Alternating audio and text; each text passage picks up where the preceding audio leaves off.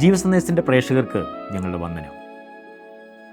ജീവനുള്ള പുസ്തകമാകുന്നു ബൈബിൾ എന്ന് പറഞ്ഞാൽ ഈ പുസ്തകത്തെ അടുത്തറിയുന്നവരെല്ലാം അത് സമ്മതിക്കും. കാരണം ബൈബിൾ നമ്മോട് സംസാരിക്കുന്ന പുസ്തകമാണ്. പ്രാർത്ഥനയോടുകൂടെ തിരുവചനം വായിക്കുമ്പോൾ ദൈവത്തിന് നമ്മോട് പറയുവാനുള്ളത് വിശുദ്ധ ബൈബിളിൽ നിന്ന് നമുക്ക് കേൾക്കുവാൻ സാധിക്കും. ദൈവത്തിൻ്റെ ശബ്ദം കേൾക്കുവാൻ ആഗ്രഹിക്കുന്ന വ്യക്തിയാകുന്നു താങ്കളെങ്കിൽ അതിനുള്ള പ്രാഥമികമായ മാർഗമാകുന്നു വിശുദ്ധ ബൈബിൾ.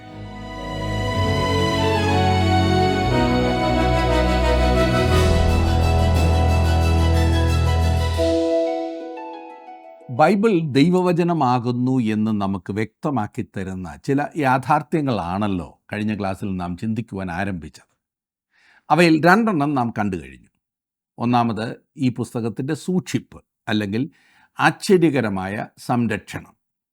രണ്ടാമത്തേതായി ഞാൻ പറഞ്ഞത് പുരാവസ്തു ശാസ്ത്രമാകുന്നു, ആർക്കിയോളജിക്കൽ എവിഡൻസസ്. ബൈബിൾ ദൈവത്തിൻ്റെ വചനമാകുന്നു എന്ന് തെളിയിക്കുന്ന മൂന്നാമത്തെ കാര്യം ഞാൻ പറയുവാൻ ആഗ്രഹിക്കുന്നത് നിവൃത്തിയായ പ്രവചനങ്ങളാകുന്നു. ബൈബിളിലെ തന്നെ നിവൃത്തിയായ പ്രവചനങ്ങൾ. ബൈബിൾ ദൈവത്തിൻ്റെ വചനമാകുന്നു എന്ന് വിശ്വസിക്കാവുന്നതിൻ്റെ ഏറ്റവും പ്രധാനപ്പെട്ടതും നിർണായകവുമായ ഒരു തെളിവ് പറയുവാൻ എന്നോട് ആവശ്യപ്പെട്ടാൽ ഞാൻ എൻ്റെ അഭിപ്രായത്തിൽ അത് ബൈബിളിലെ നിവൃത്തിയാക്കപ്പെട്ട പ്രവചനങ്ങൾ തന്നെ ആയിരിക്കും എന്ന് പറയും. നമുക്കൊഴിഞ്ഞു മാറുവാനോ തള്ളിക്കളയുവാനോ സാധിക്കാത്ത ഒരു തെളിവാണ് ബൈബിളിലെ നിവൃത്തിയാക്കപ്പെട്ട പ്രവചനങ്ങൾ. തിരുവചനം നിവൃത്തിയാക്കപ്പെട്ട പ്രവചനങ്ങളെ കൊണ്ട് നിറഞ്ഞിരിക്കുന്നു. ബൈബിൾ എഴുതിയ സമയത്ത് അതിൻ്റെ 1/4 പ്രവചനങ്ങളായിരുന്നു. അതായത് ഭാവിയിൽ സംഭവിക്കുവാൻ പോകുന്ന കാര്യങ്ങൾ പറഞ്ഞിരിക്കുകയായിരുന്നു.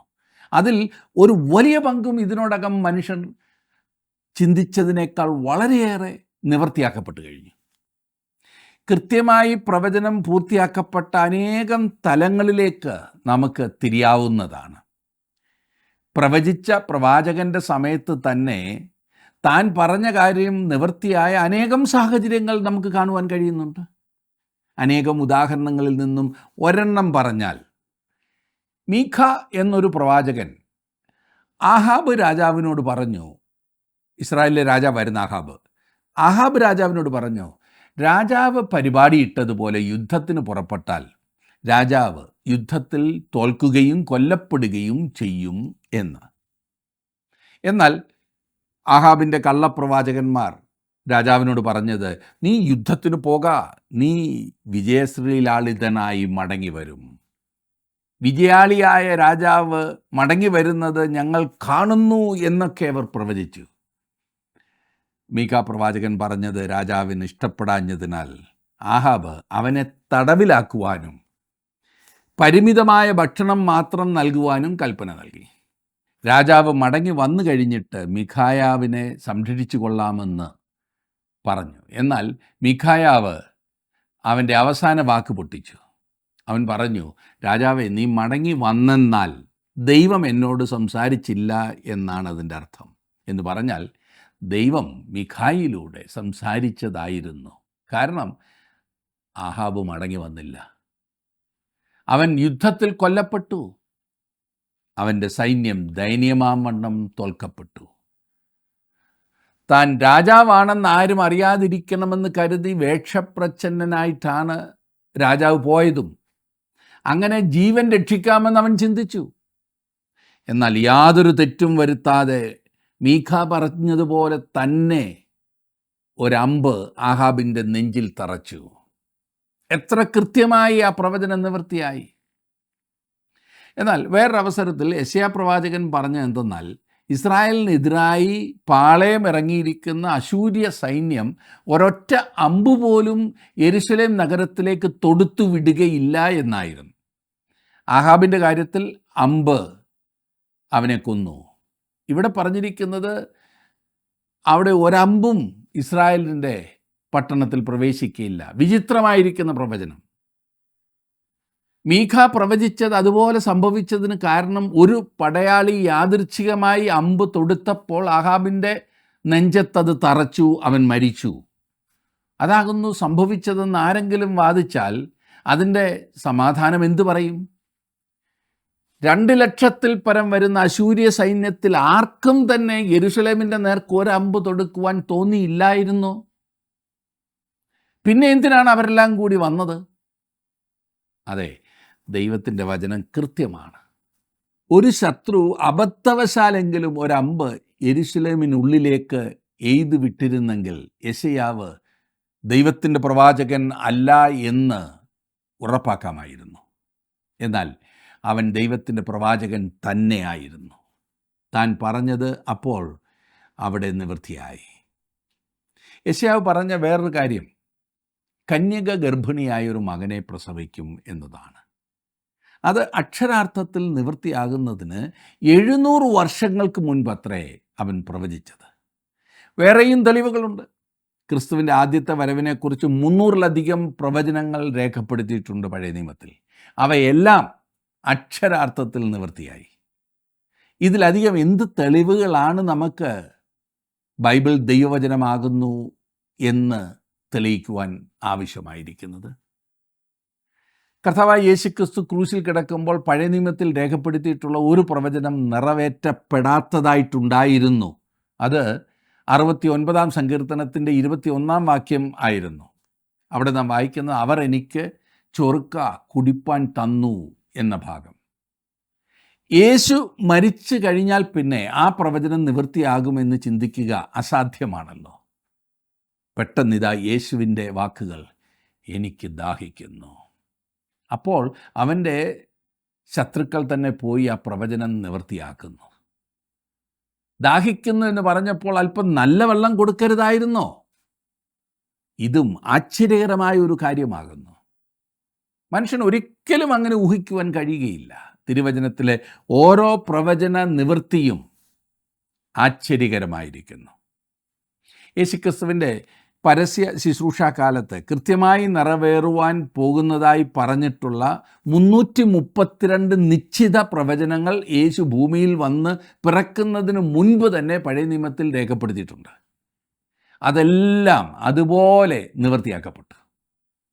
മറ്റൊരു ഉദാഹരണം, പേർഷ്യൻ സാമ്രാജ്യത്തിൽ കോരസ് എന്ന പേരോടുകൂടിയ ഒരു മനുഷ്യൻ ജനിക്കുമെന്ന് അവൻ ജനിക്കുന്നതിന് 150 വർഷങ്ങൾക്ക് മുൻപ് ബൈബിൾ പ്രവചിച്ചു. അവൻ പേർഷ്യൻ ചക്രവർത്തി ആകുമെന്നും യഹൂദന്മാരെ അവരുടെ അടിമത്തത്തിൽ നിന്നും വിടുവിക്കുമെന്നും ബൈബിൾ വ്യക്തമാക്കി. യെശയ്യാപ്രവചനം 44-ാം അധ്യായത്തിൽ നാം അത് വായിക്കുന്നു. ബൈബിൾ പ്രവചിച്ചതുപോലെ തന്നെ കാര്യങ്ങൾ സംഭവിച്ചു. യാതൊരു മനുഷ്യനും അങ്ങനെ പ്രവചിക്കുവാൻ കഴിയുകയില്ല. ദൈവത്തിന് മാത്രമേ അങ്ങനെ പറയുവാൻ സാധിക്കൂ. ഈ ലോകം ശാസ്ത്രീയമായി ക്രമീകരിക്കപ്പെട്ടിരിക്കുന്നത് എങ്ങനെയെന്ന് മനുഷ്യർ കണ്ടുപിടിക്കുന്നതിന് മുൻപ് തൻ്റെ വചനത്തിൽ ദൈവം രേഖപ്പെടുത്തിയിട്ടുണ്ട്. എങ്കിൽ ദൈവത്തെ കൊണ്ടല്ലാതെ ആരെക്കൊണ്ടും അത് രേഖപ്പെടുത്തുവാൻ കഴിയുകയില്ല. നിനവേ പട്ടണത്തെക്കുറിച്ചുള്ള പ്രവചനം മറ്റൊരു ഉദാഹരണമാകുന്നു. പുരാതന ലോകത്തിലെ അശൂര്യ സാമ്രാജ്യത്തിൽ ഉണ്ടായിരുന്ന പട്ടണങ്ങളിൽ പ്രബലമായ ഒന്നായിരുന്നു നിനവേ. 100 അടി പൊക്കവും 50 അടി ഘനവും ഉണ്ടായിരുന്ന മതിലിനാൽ ചുറ്റപ്പെട്ട പട്ടണം. ആ മതിലിനുള്ളിൽ 1/2 മൈൽ വീതിയും 150 അടി താഴ്ചയുമുള്ള കിടങ്ങ് പണിതിരുന്നു. അതിനുശേഷം ഇരട്ട ഭിത്തിയുള്ള മറ്റൊരു മതിൽ. ആരാലും തകർക്കുവാൻ കഴിയാത്ത ഈ പട്ടണം നശിപ്പിക്കപ്പെടുമെന്ന് പ്രവാചകൻ പ്രവചിച്ചു. BC 66-ൽ ഈ പട്ടണം അതിൻ്റെ ഉച്ചസ്ഥാനത്ത് ആയിരിക്കുമ്പോൾ നഹും എന്നൊരു ചെറിയ പ്രവാചകൻ ഇപ്രകാരം പ്രവചിച്ചു, പട്ടണം തുടച്ചു നീക്കപ്പെടുവാൻ പോകുന്നു. അത് സംഭവിക്കുന്നത് ഇനിയും പറയും പ്രകാരമായിരിക്കും. നദി കവിഞ്ഞൊഴുകി പട്ടണത്തിൻ്റെ ഗോപുരങ്ങളിലൂടെ അകത്ത് പ്രവേശിച്ച് സകലവും നശിപ്പിക്കും. ഈ പറഞ്ഞതുപോലെ തന്നെ സംഭവിക്കുകയുണ്ടായി. ദൈവവചനത്തിലെ പ്രവചനങ്ങൾ എത്ര കൃത്യമായി നിറവേറി എന്നോർക്കണം. നമ്മുടെ കാലാവസ്ഥാ നിരീക്ഷകർ എപ്പോഴും ശരിയായെന്ന് വരില്ല. മഴ പെയ്യാനും പെയ്യാതിരിക്കാനും സാധ്യതയുണ്ടെന്ന് പറയുന്നതിലല്ലല്ലോ കാര്യം. ഇസ്രായേലിൽ ഒരു പ്രവാചകൻ പറയുന്നത് കൃത്യമായി സംഭവിച്ചിരിക്കണമായിരുന്നു. അങ്ങനെ കൃത്യമായി സംഭവിച്ചില്ല എങ്കിൽ അവരെ കള്ളപ്രവാചകർ എന്ന് മുദ്രയടിച്ച് മരണത്തിനേൽപ്പിക്കുമായിരുന്നു. ഒരു നല്ല പ്രവാചകനിൽ നിന്നും കള്ളപ്രവാചകനെ തിരിച്ചറിയുവാൻ കഴിവുള്ളവരായിരിക്കണം തങ്ങളെന്ന് ദൈവം തൻ്റെ ജനത്തോട് പറഞ്ഞു. ഇന്നത് എത്രമാത്രം ആവശ്യമായിരിക്കുന്നു എന്നോർക്കണം. ഒരു സത്യപ്രവാചകൻ ആദ്യം താനായിരിക്കുന്ന സാഹചര്യത്തെക്കുറിച്ച് പ്രവചിക്കണം. അതാണ് യെശയ്യാവ് ചെയ്തത്. അങ്ങനെയുള്ള പ്രവചനം നിവർത്തിയാകുമ്പോൾ ഭാവിയെക്കുറിച്ച് പറയുവാൻ ഇവരെ ആശ്രയിക്കാമെന്ന് ജനങ്ങൾ തീർച്ചപ്പെടുത്തും. അത് തന്നെയാണ് യെശയ്യാവ് ചെയ്തത്. നമുക്കിന്ന് തിരിഞ്ഞു നോക്കി അത് നിറവേറിയെന്ന് ഗ്രഹിക്കാവുന്നതാണ്. മറ്റ് പല പ്രവചനങ്ങളും ബൈബിളിലുണ്ട്. 2500 വർഷങ്ങൾക്ക് മുൻപ് സോരും സീദോനും ഇങ്ങനെയായിരിക്കുമെന്ന് ദൈവവചനം പറഞ്ഞ പ്രകാരം തന്നെ അവർ ഇന്ന് അവിടെയുണ്ട്. സോരും സീദോനും മിസ്രയീം ദൈവം പറഞ്ഞതുപോലെ തന്നെ ഇന്നും നിലനിൽക്കുന്നു. ഇവയെല്ലാം ആശ്ചര്യജനകം തന്നെ. അതേ സുഹൃത്തെ, ബൈബിൾ ദൈവത്തിൻ്റെ വചനമാണെന്ന് വിളിച്ചറിയിക്കുന്ന ഏറ്റവും വലിയ തെളിവാണ് ബൈബിളിലെ നിവൃത്തിയായ പ്രവചനങ്ങൾ. ഓർക്കുക, മനുഷ്യന് സ്വയം അത്രമാത്രം കൃത്യമാകുവാൻ സാധ്യമല്ല. ആകുമോ? അങ്ങനെ ഊഹിക്കുവാനും മനുഷ്യന് സാധിക്കില്ല. ഇന്ന് വളരെയേറെ ഊഹങ്ങൾ നടക്കുന്നുണ്ട്. കൂടുതലും അബദ്ധത്തിൽ ചാടുകയാണ് കാണുന്നത്. ചിലതൊക്കെ ശരിയായെന്നിരിക്കും, എല്ലാം ശരിയാക്കാറില്ലല്ലോ. എന്നാൽ ദൈവവചനത്തിൽ പറഞ്ഞിരിക്കുന്നതെല്ലാം ശരിയാകുന്നു എന്നത് വളരെ ചിന്തിപ്പിക്കുന്ന ഒരു കാര്യം കൂടിയാണ്. അവിടെ ഊഹാപോഹമൊന്നുമില്ല. ഈ പറഞ്ഞതുപോലെ മനുഷ്യശക്തിയാൽ പ്രവചിക്കുവാൻ സാധ്യമല്ല എന്ന് ഇവിടെ വിശദീകരിക്കാം. ഞാൻ അത് തന്നെ ഒന്ന് പറയാം. ഞാനിപ്പോൾ ഒരു പ്രവചനം നടത്തുന്നു എന്ന് വിചാരിക്കുക. താങ്കൾ നാളെ എവിടെയായിരുന്നാലും അവിടെ മഴ പെയ്തിരിക്കും, അതാണ് എൻ്റെ പ്രവചനം എന്ന് വെക്കുക. ഞാൻ വിജയിക്കുവാൻ 50% സാധ്യതയുണ്ട്, ഇല്ലേ? എന്നാൽ ഞാൻ ഇപ്രകാരം പറഞ്ഞെന്നിരിക്കട്ടെ, നാളെ രാവിലെ 9 മണിക്ക് മഴ പെയ്യുവാൻ ആരംഭിക്കും അത്രേ. അങ്ങനെ പറയുമ്പോൾ ഞാൻ പറഞ്ഞത് സംഭവിക്കുവാൻ 25% സാധ്യത മാത്രമേ ഉള്ളൂ. തീർച്ചയില്ലാത്ത ഓരോന്നും കൂട്ടിച്ചേർക്കുമ്പോൾ ഞാൻ പറഞ്ഞത് നിവർത്തിയാകുവാനുള്ള സാധ്യത 50% വീതം കുറയുന്നു. ഉദാഹരണത്തിന് ഞാൻ പറഞ്ഞെന്നിരിക്കട്ടെ, നാളെ 9 മണിക്ക് മഴ ആരംഭിക്കുമെന്ന് മാത്രമല്ല 2 മണിക്ക് അത് അവസാനിക്കുകയും ചെയ്യുമെന്ന്. അപ്പോൾ ഞാൻ ശരിയാകുവാനുള്ള സാധ്യത വെറും 12% മാത്രമാകും. അങ്ങനെ 300 കാര്യങ്ങൾ കൂടി കൂട്ടിച്ചേർത്ത് പറഞ്ഞാൽ ശരിയാകുവാനുള്ള സാധ്യത ഊഹിക്കാവുന്നതേ ഉള്ളൂ. ഒരെണ്ണം നടന്നേക്കാം, 10 എണ്ണമായാലോ. 300 എണ്ണത്തിൽ അതും ഒന്നോട് ചേർത്ത് പറഞ്ഞിരിക്കുന്നവ ഒരിക്കലും ശരിയാകുവാൻ പോകുന്നില്ല. മനുഷ്യൻ പറഞ്ഞാൽ അത് ശരിയാകില്ല. എന്നാൽ ബൈബിളിൽ സാധ്യമായി എന്നതാണ് ആശ്ചര്യം. ദൈവവചനം കൃത്യമാകുന്നു. തികച്ചും അസാധ്യമായതിലേക്ക് നീങ്ങി എന്നതുകൊണ്ട് ബൈബിൾ ദൈവവചനമാകുന്നു എന്ന് തികഞ്ഞ തെളിവ് നമുക്ക് ലഭിക്കുന്നു. ഇതിനോട് സാമ്യപ്പെടുത്താവുന്നതൊന്നും തന്നെയില്ല. നിവൃത്തിയായ പ്രവചനങ്ങളിൽ ചുരുക്കം ചിലത് മാത്രമേ ഇവിടെ പറഞ്ഞിട്ടുള്ളൂ. എന്നാൽ ദൈവവചനത്തിൽ പ്രവചനങ്ങൾക്ക് പുറമേ പ്രവചനങ്ങളാണ്. അവയെല്ലാം അക്ഷരാർത്ഥത്തിൽ നിവൃത്തിയാക്കപ്പെടുകയും ചെയ്തു.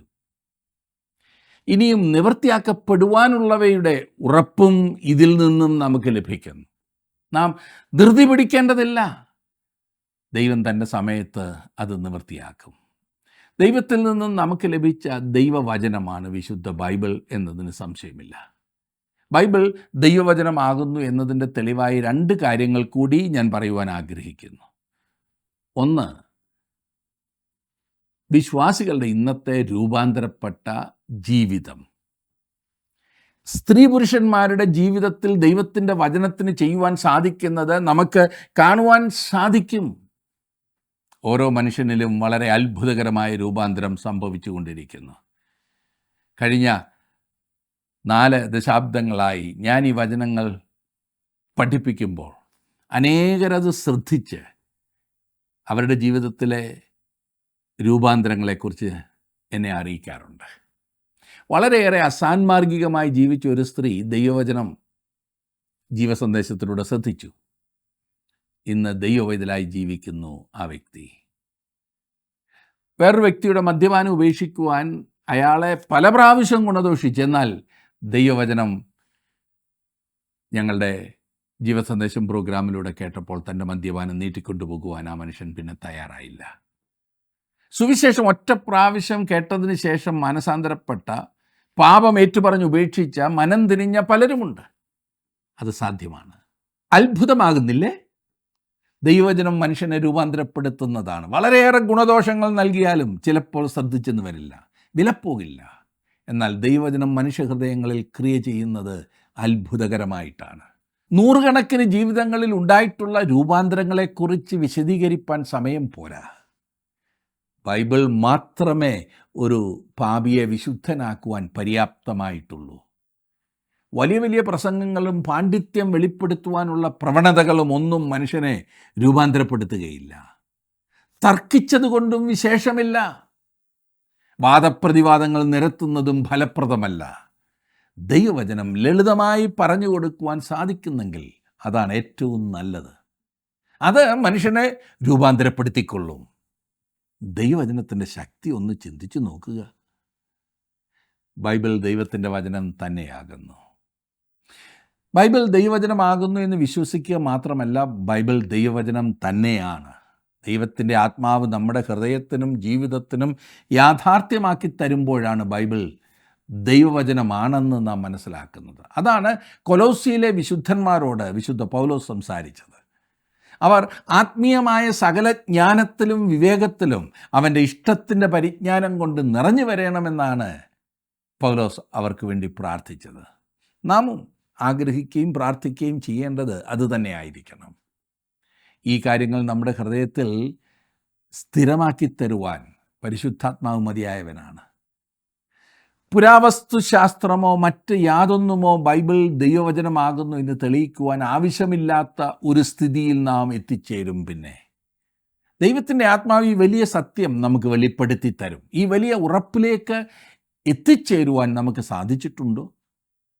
അതെ, ദൈവവചനമാകുന്ന ബൈബിൾ ദൈവത്തിൽ നിന്നും വന്നതാണെന്ന് വിശ്വസിക്കാതെ ഒരു ദൈവപൈതലായി ജീവിക്കുവാൻ ആർക്കും സാധ്യമല്ല. ആ വിശ്വാസം അത് അങ്ങനെ തന്നെ ആകുന്നു എന്ന അറിവ് നമുക്കുണ്ടായിരിക്കണം. ഈ അറിവാണ് നമ്മെ ആത്മീയമായി വളർത്തുവാൻ പോകുന്നത്. ഒരു മനുഷ്യൻ്റെ ദൈനംദിന ജീവിതത്തിൽ അവൻ ഏറ്റവും സഹായകരമായ ഒന്നാണ് ബൈബിൾ.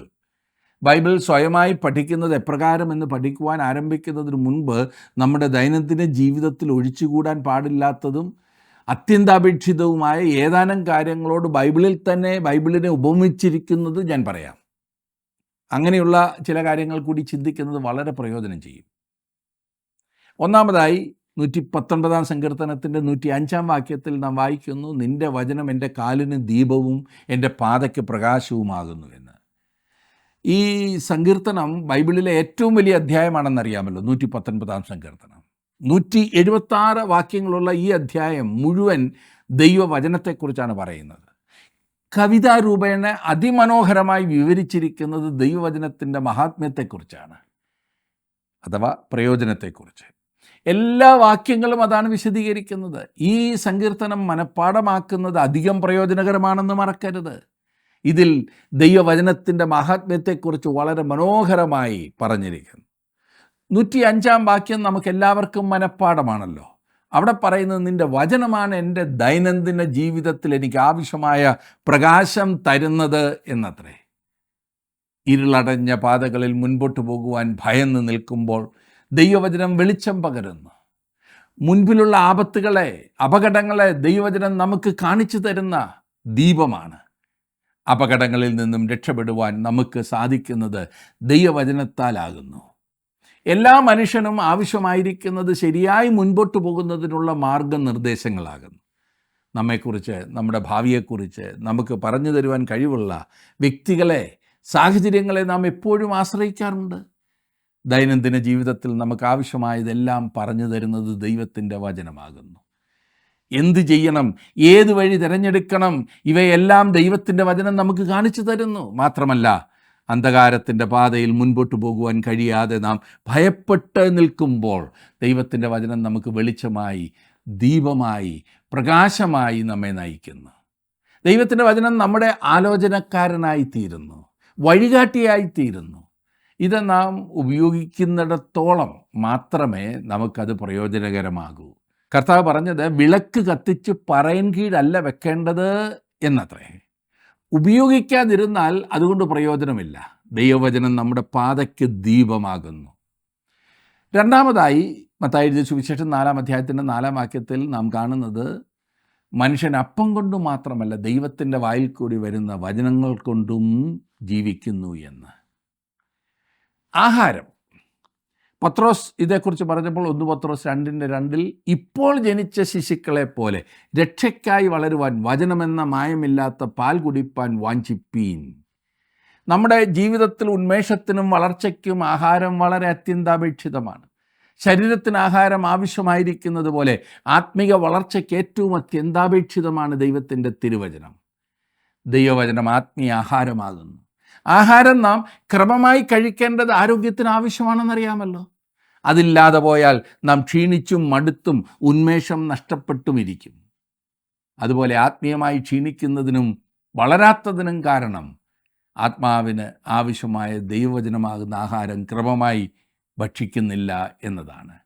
ആഹാരക്രമം നാം വളരെ ചിട്ടയോടുകൂടി ചെയ്യേണ്ടതാണ്. നാം ആരും വർഷത്തിലൊരിക്കൽ ഭക്ഷണം കഴിച്ച് വളരുവാൻ ആഗ്രഹിക്കുന്നവരല്ല. ദിനംതോറും ക്രമമായും ചിട്ടയായും ആവശ്യത്തിനുള്ള ഭക്ഷണം നാം കഴിക്കുമ്പോൾ അത് നമുക്ക് പ്രയോജനം ചെയ്യും. ദൈവവചനവും അപ്രകാരം തന്നെയാണ്. ആത്മീയ ആഹാരം അത് കഴിക്കാത്തതിനാലാകുന്നു ആത്മീയമായി വളരാത്ത അവസ്ഥ, ആത്മീയമായി ശുഷ്കിച്ച അവസ്ഥ വ്യക്തികളിലും സമൂഹത്തിലും നാം കാണുന്നത്. നമ്മുടെ ജീവിതത്തിൽ ദൈവവചനം ആത്മീയ ആഹാരമായി കണ്ട് ഭക്ഷിപ്പാൻ നമുക്ക് സാധിക്കുന്നുണ്ടോ? ചിന്തിച്ചു നോക്കിക്കാട്ടെ. ഈ ആഹാരം നമ്മെ ആത്മീയമായി വളർത്തുന്നതാണ്, ഉന്മേഷമുള്ളവരാക്കി തീർക്കുന്നതാണ്. അനേകർക്കും ആത്മീയ ജീവിതം വിരസത നൽകുന്ന ഒന്നാണ്. ആയതിനാൽ അവർ അതിന് യാതൊരു താല്പര്യവും കാണിക്കാറില്ല. ഉന്മേഷമില്ലായ്മയുടെ കാരണം ആത്മീയ ആഹാരം ക്രമമായി ഭക്ഷിക്കുന്നില്ല എന്നത് തന്നെയാണ്.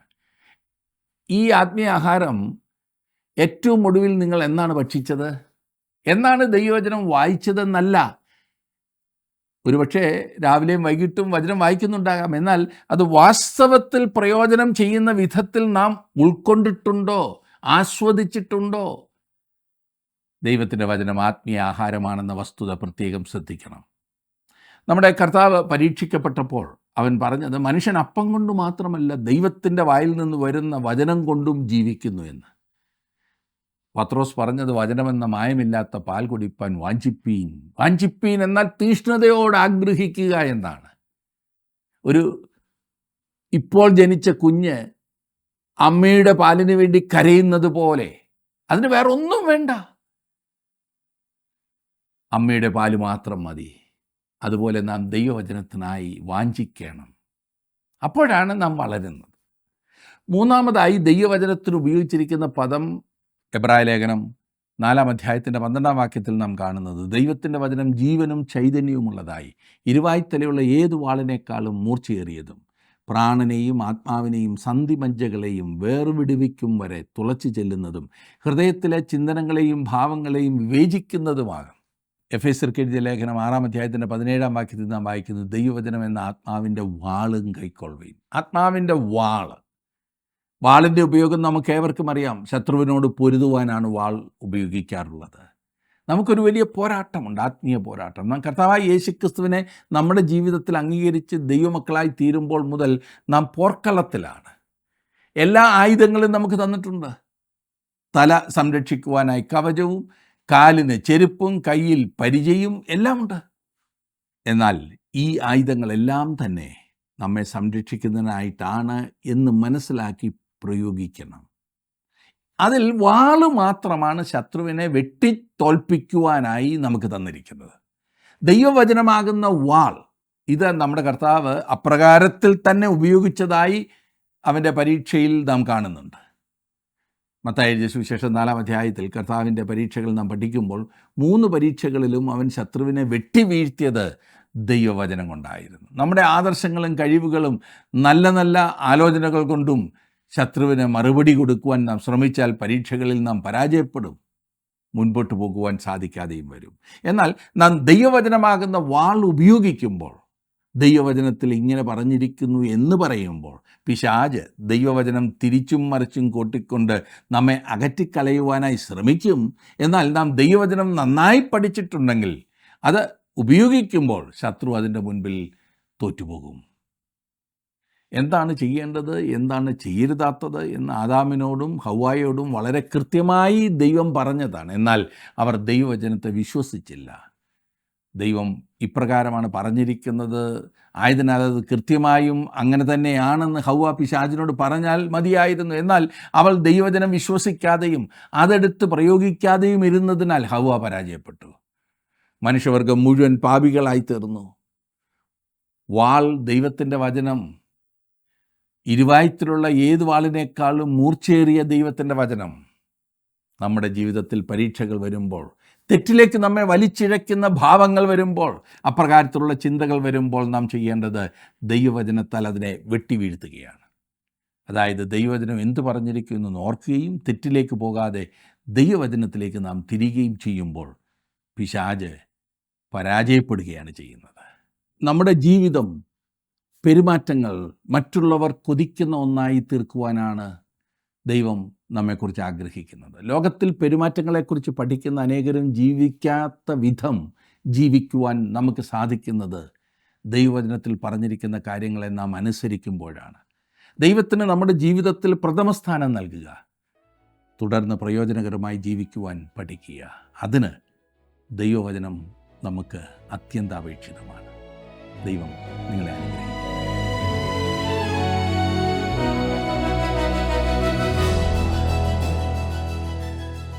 ദൈവത്തിൻ്റെ വചനം നമുക്ക് അനുഗ്രഹമായി തീരുന്നത് അത് നമ്മോട് ഇടപെടുമ്പോൾ നാം എങ്ങനെ പ്രതികരിക്കുന്നു എന്നതിനനുസരിച്ചായിരിക്കും. ദൈവം തൻ്റെ വചനത്തിൽ കൂടെ നമ്മെ ഉപദേശിക്കുകയും ശാസിക്കുകയും ബുദ്ധി ഉപദേശിക്കുകയും ഒക്കെ ചെയ്യുമ്പോൾ നമ്മുടെ പാതകളെ നേരെയാക്കുകയാണ് ചെയ്യുന്നത്. ആശ്വസിപ്പിക്കുകയും സന്തോഷിപ്പിക്കുകയും ഒക്കെ ചെയ്യുന്ന പോലെ തന്നെ തിരുവചനം മാനസാന്തരത്തിനായി നമ്മളെ ദുഃഖിപ്പിക്കുകയും ചെയ്യും. സന്തോഷത്തോടെ അത് സ്വീകരിക്കുവാൻ നാം മനസ്സൊരുക്കമുള്ളവർ ആയിരിക്കണം.